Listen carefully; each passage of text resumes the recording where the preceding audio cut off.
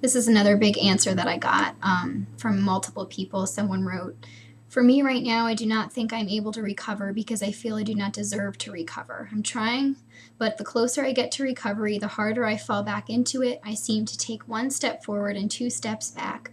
Every time I feel I can or do deserve to recover, a fear in me rises, telling me the opposite, that I do not deserve to recover." Well, and if you second guess yourself, you're still doing some important work. That's what it sounds like. Again, don't be your own worst enemy. Don't self-sabotage. Don't let those fears, get in your way. Don't let those fears become barriers to recovery. Recovery doesn't happen overnight. All that matters is that you're trying to achieve it, that you're working hard, you're trying to move forward. And even if you move forward and you take two steps back, as I said just a couple minutes ago, relapses are often inevitable. It doesn't make you a failure. It doesn't make you a bad person. It doesn't mean that you're never going to achieve recovery. It just means that you're not going to achieve recovery today. Okay? Somebody else says, "I think that for me, recovery will not be 100%. I'd like to hope one day that it will be a quick, fleeting thought I can push out of my head like an annoying fly. But I always feel it will be there, however small. I think part is environmental for me. Money, and how long it's been part of my life, and the circumstances surrounding what has not caused it but made it so difficult." And I understand that. That's a very valid reason, of course. But even if you can get to the point where it's a fleeting thought that you can push away, that's pretty damn good. So keep having that as a goal. Because it seems like an intangible goal, it doesn't mean that it's impossible. So you really have to have that determination, that hope, that faith. And what it really is faith in yourself. So if you lack that faith in yourself, that's the reason that you're not able to move forward. But I really believe in anyone that wants to do this. Anyone can achieve it. And I'm a very optimistic person, but I'm also fairly realistic, and I've been in hell too. I've been where a lot of you guys are, and I know that you can get out of it, so I'm really rooting for you.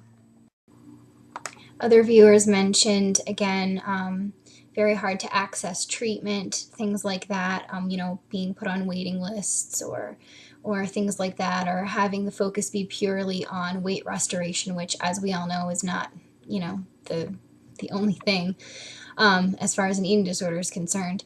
And also this viewer was talking about doesn't have support networks around me in the shape of friends and family. That's very important. I did have a very supportive network as far as friends were concerned. As far as my family was concerned, it was very interesting. I did have a lot of support from my mom, and I did not have a good relationship with my dad. So I had sort of a tumultuous relationship within my own family that was actually causing some issues with my eating disorder. And most of my relatives didn't know at all that I had a full-blown eating disorder when I was struggling. They could have guessed if they were going to completely go off of my physical appearance, but nobody knew the extent of my illness or the details surrounding it as far as treatment and counseling and things like that were concerned. But you don't have to have friends and family support you. If you have one person, you have the world, as long as that person supports you and is there for you. If you have a significant other who loves you unconditionally and is going to be there to hold your hand and help you through this process, you have gold. And just remember that you don't have to have 20 people or 10 people or 5 people that you consider friends and family to help you through this. Does it help? Of course it does. But if you have one person, you've got it made. The rest is up to you. People talked about the focus isn't really on full recovery with eating disorder patients. It's more on getting to an ideal weight, and then you can sort of go on with your life and forget that you were ever so bad, but really your mind isn't well. And I fully get that too. Did a video way back called Body Okay But Mind Still Sick. And I'll post the link to that too. It just reminds me of viewers that were giving that to me as a response.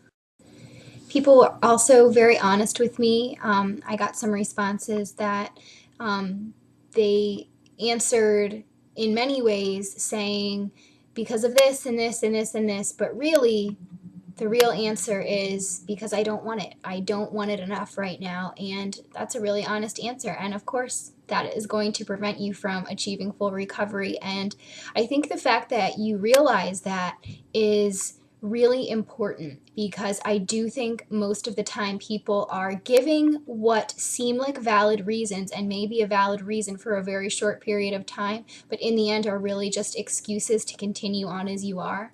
So if you're saying that the sincere answer is because right now you still don't want it enough, then I can respect that. It takes a while. Sometimes it takes a lot of soul searching to be able to dive full on into recovery, and I wish you lots of luck with that. Someone else said she doubts herself. She's doing really well in recovery, but she seems to screw things up a lot. So she sort of doubts herself. She doubts that it will stick somewhere in the back of her mind. And you have to have faith in yourself. You have to have at least more faith in yourself than you do doubt in yourself. And sometimes it's like one day you have more faith in yourself and less doubt, and then another day you have more doubt in yourself than you do faith, and it's a little struggle. It's hard to balance out at first, but I think eventually the longer you keep at it, the more faith starts to outweigh the doubt. Someone else said that she gives up on recovery, which is why she's not going to achieve it the way I have. She keeps trying, and then she'll give up, and then she'll try, and then she'll give up. And sometimes that's part of the process. That could be the beginning stages of recovery. So, if you're going to give up for a while, you're only human. It's natural to get so sick and tired of something and give up, or something maybe isn't the right fit. You haven't found the right therapist. You haven't found the right treatment team. You haven't found the right support within your friends and family.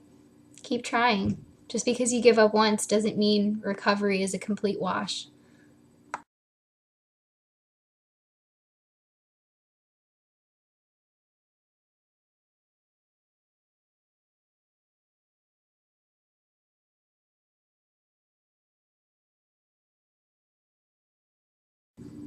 I found when I was starting out in therapy and trying to open up, I have always been a writer. So I kept a journal, but that was just me opening up to me or keeping track of something that I was doing. But I found that as scary as it was easier for me to bring something I had written about my thoughts and my feelings and my pain and read what I had written, or if I couldn't even do that, to hand it to the person. And it really, really helped. It got me facing my fears of opening up, first of all. And second of all, I was speaking even if I wasn't talking off the cuff, if I was reading something that I had previously written or sharing something that I had previously written.